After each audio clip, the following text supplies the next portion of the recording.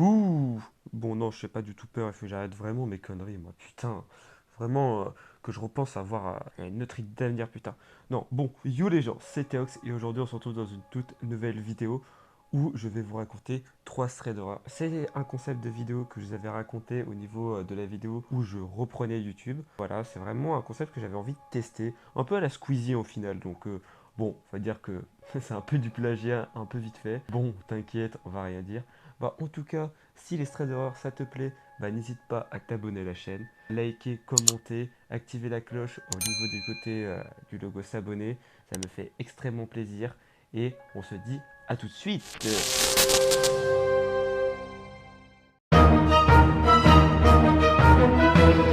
Du coup, je vais vous raconter la première histoire. Donc du coup, c'est une histoire que je connais plutôt bien parce que c'est une histoire que je raconte de temps en temps, par exemple pour des histoires qui font peur, voilà, que je raconte un peu à des gens et tout ça, pour se faire peur tout simplement.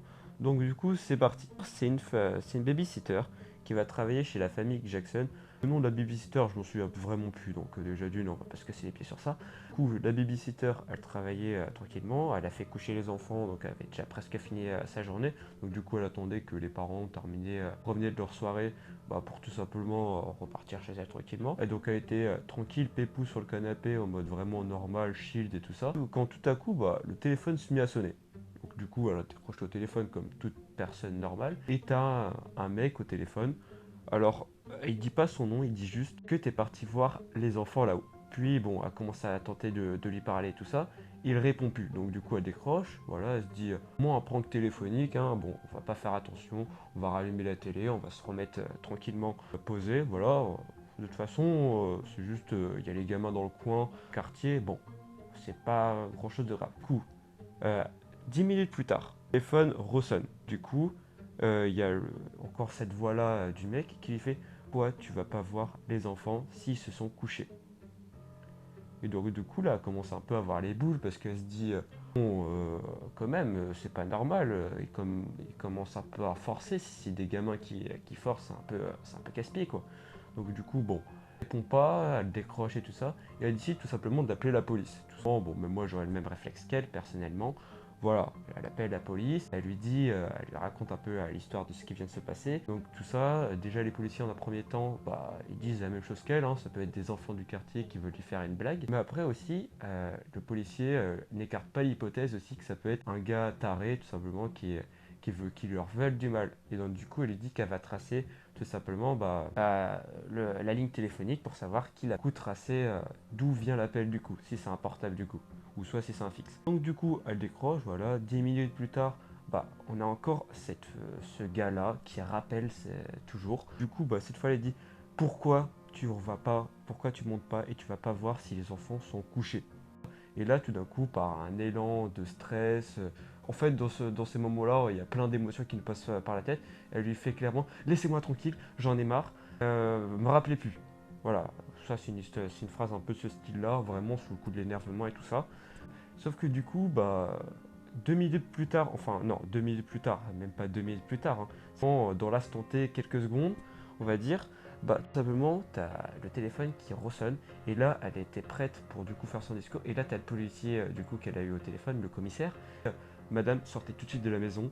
On a tracé l'appel, d'où venait l'appel, et il est juste dans la maison quoi. Et là donc vous êtes en danger, il faut vraiment que vous sortez. Donc du coup la dame là elle commence à sortir et tout ça. Et le commissaire du coup avait déjà appelé une unité pour qu'ils viennent directement à la maison. Donc du coup en fait dès qu'elle franchit en fait le pas de la porte, tout simplement elle est rattrapée par des policiers qui viennent la secourir entre guillemets parce qu'elle était déjà sortie donc le mec il pouvait plus faire grand chose déjà. Donc du coup il y a les policiers qui la réceptionnaient et tout ça. Tout d'un coup elle se retourne parce que la porte, elle venait juste d'ouvrir la porte, elle était déjà dehors, et elle voit au loin un gars qui descendait les escaliers avec plein de sang sur son t-shirt blanc. Donc du coup, un t-shirt blanc, on voit bien les traces de sang.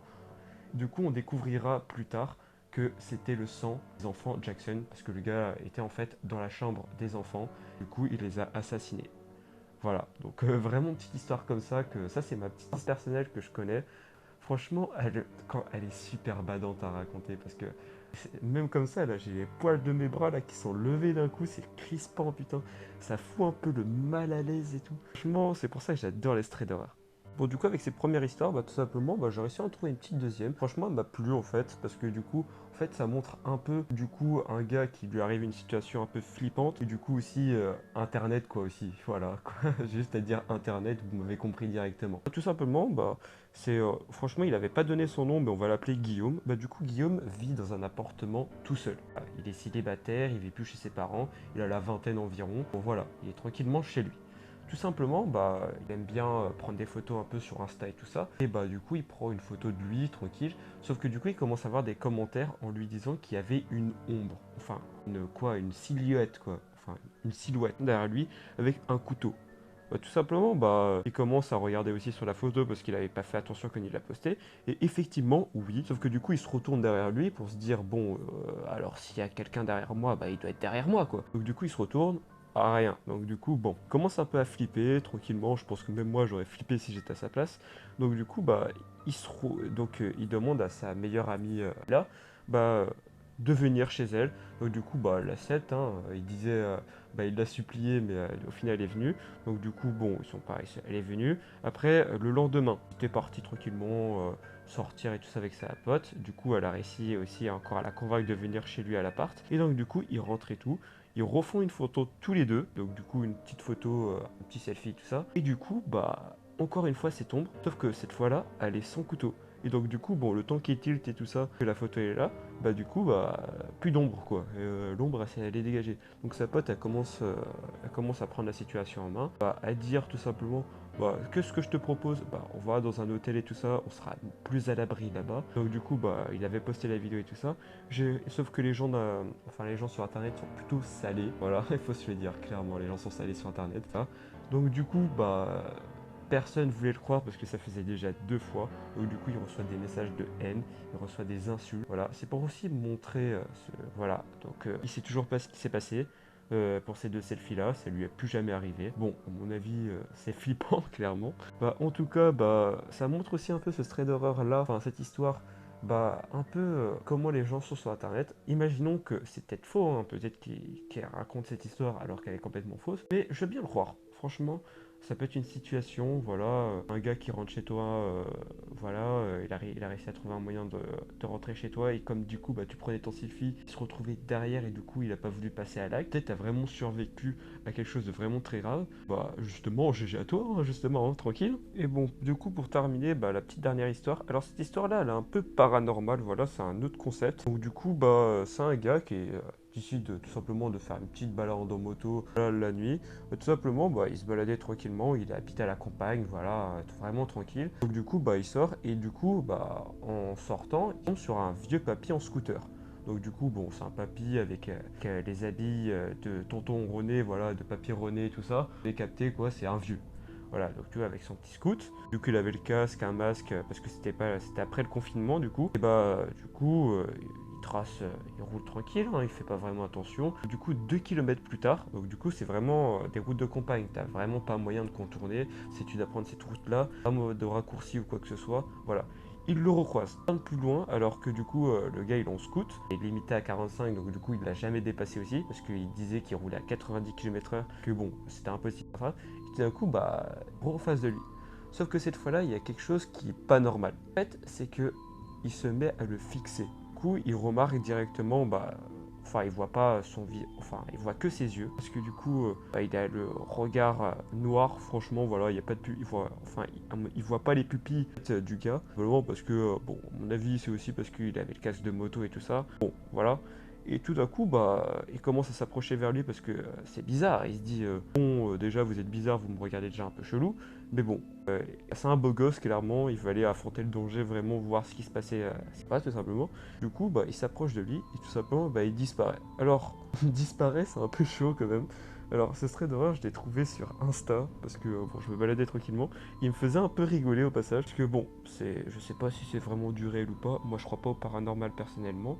Mais bon, voilà, c'est une petite histoire vraiment comme ça, chill et tout ça à raconter. Vous y croyez ou pas, personnellement, j'ai un peu du mal à y croire. Parce que franchement, un papy qui disparaît comme ça, papy René qui disparaît, franchement, kill quoi. Mais Voilà, alors ceux qui y croient un peu au paranormal, c'est une petite histoire sympa en tout cas, j'ai trouvé marrante à raconter celle-là. Rapide mais marrante, voilà. Bon, quelques petits frissons tranquilles, mais ça va. Mais bon, voilà, c'est un concept de vidéo que j'adore, enfin que j'aime bien faire. Bah, si en tout cas vous avez des strays d'horreur à me proposer, tout ça en commentaire, bah mettez-les moi.